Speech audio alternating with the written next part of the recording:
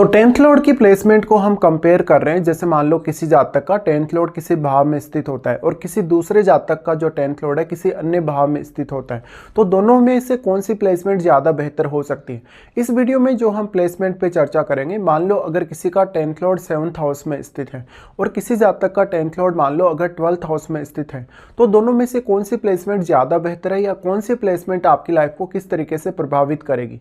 सबसे पहले अगर देखा जाए टेंथ लॉर्ड का आपके 7th हाउस में आना, देखिए टेंथ लॉर्ड अगर 7th हाउस में आ रहा है तो आपका जो प्रोफेशन है, जिस प्रोफेशन में भी आप हैं या जो भी आप जॉब करते हैं, जिस भी फील्ड में आप काम करते हैं, उससे डायरेक्टली इनडायरेक्टली आपके पार्टनर का संबंध हो सकता है, या तो जो आपके पार्टनर का प्रोफेशन है वही आपका प्रोफेशन भी हो सकता है। ऐसे केस में पार्टनर का सहयोग आपको बहुत ज़्यादा मिल सकता है अपने प्रोफेशन के लिए। आपके प्रोफेशन में आपको प्लानिंग करने या किसी भी तरीके के डिसीजन लेने के लिए आपका पार्टनर सहयोग कर सकता है। दूसरी बात यहाँ ये है कि जो 7th हाउस है वो आपका पब्लिक का घर है, तो जिस भी प्रोफेशन में आप होंगे, मैरिज होने के बाद उस प्रोफेशन की वजह से या पार्टनर के आने के बाद पार्टनर के सहयोग से आपकी जो छवि है वो निखरेगी, आपको प्रमोशन वगैरह मिलेगा, या आप अपनी जो प्रोफेशनल लाइफ है उसको एक पब्लिक लाइफ से जोड़ पाएंगे कहीं ना कहीं।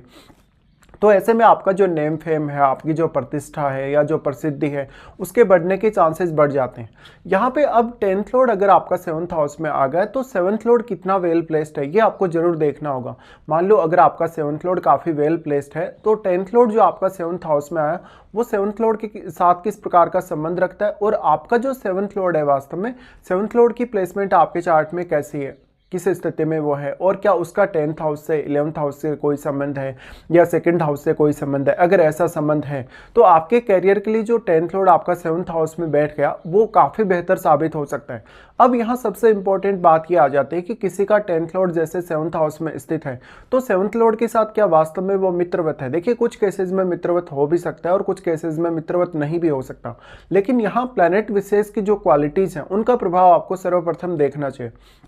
नॉर्मली हम ये मानते हैं कि जो 10th लॉर्ड है अगर 7th हाउस में आ गया तो कभी कभी जातक ऐसा भी करता है कि मैरिज से पहले अगर वो जॉब कर रहा है तो मैरिज होने के बाद वो अपने जीवन साथी के साथ पार्टनरशिप करके अपना कोई बिजनेस स्टार्ट करता है, या तो फिर जीवन साथी आपका कोई ना कोई बिजनेस स्टार्ट करे, ऐसा भी हो सकता है। यहाँ पे अब आपके लिए जो इम्पोर्टेंस है साझेदारी का या परस्पर एकजुट होकर काम करने का वो ज़्यादा बढ़ जाता है। तो 7th हाउस आपके अनुबंध को दिखाता है, साझेदारी को दिखाता है, साथ मिलकर काम करने को दिखाता है, और इससे पब्लिकली आप काफ़ी अच्छे से डील कर पाते हैं। अब जो आपका पब्लिकली डीलिंग अगर आप कर रहे हैं किसी भी तरीके से, तो जीवन साथी के आने के बाद वो आपका और भी ज़्यादा परफेक्ट हो सकता है। यहाँ पे अब देखा जाए तो जो आपका 10th लॉर्ड है वो आपके चार्ट में हालांकि किस अन्य भाव का भी स्वामी, ये भी आपको विचार कर लेना चाहिए, लेकिन 10th लॉर्ड आपका 7th हाउस में आ गया तो वो आपके लगन को तो अवश्य ही प्रभावित करेगा, चाहे वो कोई भी प्लैनेट हो। और आपके लगन में बैठा हुआ प्लैनेट भी आपके 7th हाउस को प्रभावित कर रहा है, तो वो आपके 10th लॉर्ड को भी यहाँ प्रभावित कर रहा है जो आपके 7th हाउस में बैठा है।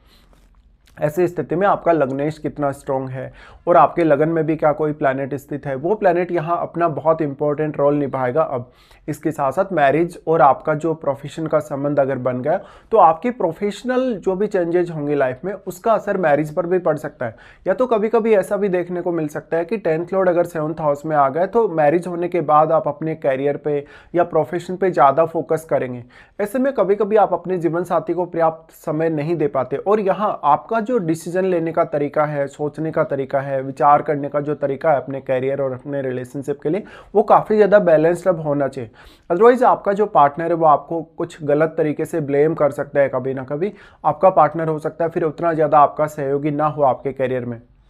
बट आपके करियर में कोई ना कोई मेजर चेंज आना तय है अगर आपका 10th लॉर्ड आपके 7th हाउस में बैठा है। अब अगर मान लो आपका जो 10th लॉर्ड है आपके 7th हाउस में बैठा है राहु या केतु जैसे ग्रह के साथ, शनि जैसे ग्रह के साथ, ऐसे में कभी कभी ये देखने को मिलता है कि करियर की वजह से आप फॉरेन जाते हैं या फॉरेन में सेटल होने के लिए देखते हैं, या तो कभी कभी आप अपना जो करियर है उसको बर्बाद होते देखते हैं। इस स्थिति में कभी कभी करियर में आपका रेस्ट्रिक्शन बहुत ज़्यादा बढ़ जाएगा, काम के प्रति आपकी मेहनत बहुत ज़्यादा बढ़ जाएगी, या तो कभी कभी आपको ऐसा भी देखने को मिलता है कि करियर में आपकी प्रोग्रेस नहीं हो पाती मैरिज होने के बाद, और आपका ज़्यादातर ध्यान अपनी जो मैरिड लाइफ है, अपनी जो पारिवारिक रिश्ते हैं उन पे ज़्यादा बढ़ जाता है और आपको ज़्यादा सोशल होना पड़ता है। अब 10th लॉर्ड के 7th हाउस में आने से आपको इस बात का अवश्य ध्यान रखना होगा कि आप अपने प्रोफेशन को लेके और अपने रिलेशनशिप को लेके बहुत ज़्यादा इमोशनल होकर फैसले नहीं ले सकते। जितना ज़्यादा आप इमोशनल होकर सोचेंगे या जितना ज़्यादा इमोशनल होकर फैसले लेंगे उतना ही ज़्यादा आपको यहाँ प्रॉब्लम हो सकती है। इस स्थिति में देखा जाए तो आपका 10th लॉर्ड आपके 7th हाउस में स्थित होने से कुछ केसेस में काफ़ी बेहतर रिजल्ट भी हो सकते हैं, कुछ केसेस में काफ़ी नकारात्मक प्रभाव भी हो सकते हैं। अब बात करते हैं किसी का जैसे 10th लॉर्ड उसके 12th हाउस में स्थित है। देखिए 10th लॉर्ड अगर 12th हाउस में चला गया तो डायरेक्टली इनडायरेक्टली आपका जो प्रोफेशन का संबंध है वो फॉरेन से बन गया। ऐसे में हो सकता है आपका फॉरेन से कुछ कनेक्शन हो अपने प्रोफेशन को लेके, या तो अपने प्रोफेशनल लाइफ को लेके आप फॉरेन में सेटल्ड ही हो। देखिए अगर आपका सेटलमेंट होगा तो आप ज़्यादा बेहतर अनुभव कर पाएंगे रिजल्ट्स को। बट जो आपका 10th लॉर्ड है वो आपके 12th लॉर्ड के साथ किस प्रकार का संबंध रखता है, और क्योंकि जो आपका 10th लॉर्ड आपके 12th हाउस में गया है इसका असर आपकी मैरिड लाइफ पर अवश्य पड़ेगा या आपकी रूटीन लाइफ पर भी, क्योंकि जो 12th हाउस है वो आपका बेडरूम है। ऐसे में यहाँ भी कहीं ना कहीं जो मैरिज या रिलेशनशिप है उसका असर आपके करियर पर आता ही है। और इस केस में आपका जो अवचेतन मन है, आपका जो सोचने का तरीका है, विचार करने का तरीका है, और जो आपका नाइट का लाइफ है वो काफ़ी प्रभावित होगा। ऐसा हो सकता है कभी कभी जब आप फॉरेन में सेटल्ड हों तो आपको काम बहुत ज़्यादा करना पड़ रहा है या अपने काम को समय बहुत ज़्यादा देना पड़ रहा है।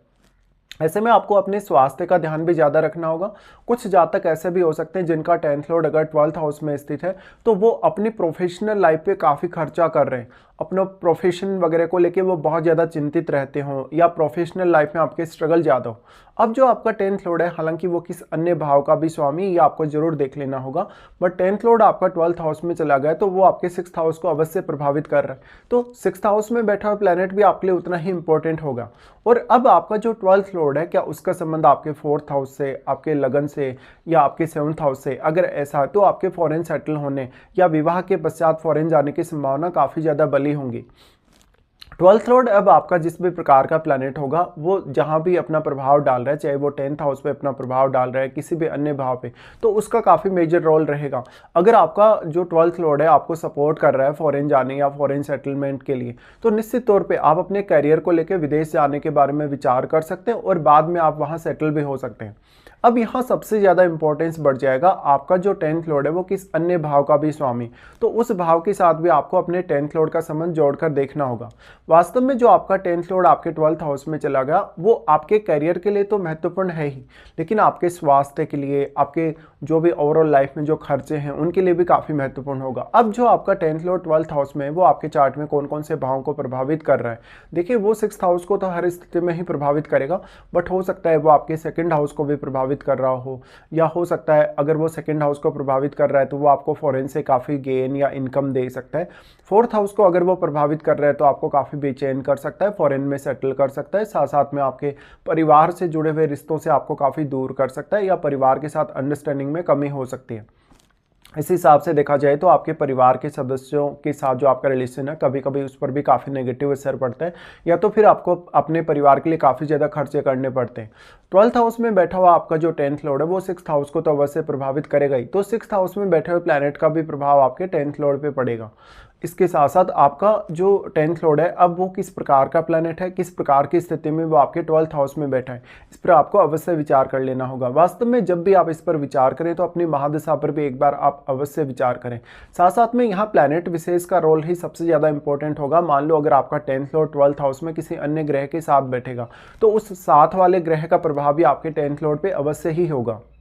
तो अब अगर देखा जाए 10th लॉर्ड का 7th हाउस में आना या 10th लॉर्ड का 12th हाउस में जाना, देखिए अगर प्लैनेट का प्रभाव शुभ हो या 7th लॉर्ड आपका वेल प्लेस्ड हो तो 10th लॉर्ड का 7th हाउस में जाना ज़्यादा बेहतर है अगर आप अपनी मैरिड लाइफ को और अपने प्रोफेशन को बहुत ज़्यादा बैलेंस में देखना चाहते हैं। बट अगर आप अपने पार्टनर से बहुत ज़्यादा सेपरेशन की तरह अपनी लाइफ को जी रहे हैं या बहुत ज़्यादा कहीं ना कहीं अपने परिवार को छोड़कर कहीं दूर जाने का विचार कर रहे हैं, फॉरेन सेटल होने का विचार कर रहे हैं, तब आपके लिए जो 10th लॉर्ड का प्लेसमेंट है 12th हाउस में वो ज़्यादा बेटर हो सकता है। तो वैसे तो दोनों ही प्लेसमेंट हैं अपनी अपनी जगह, इनका अपना अपना इंपॉर्टेंस भी है, बट अगर हम कंपेयर करें और अगर एक फाइनल फैसला करें, एक फाइनल निष्कर्ष अगर निकालें तो 10th लॉर्ड का 7th हाउस में जाना ज़्यादा बेटर साबित हो सकता है 10th लॉर्ड के 12th हाउस में होने की तुलना में।